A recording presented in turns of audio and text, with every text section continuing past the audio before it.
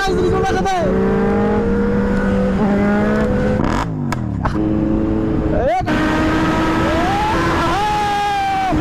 इधर की NS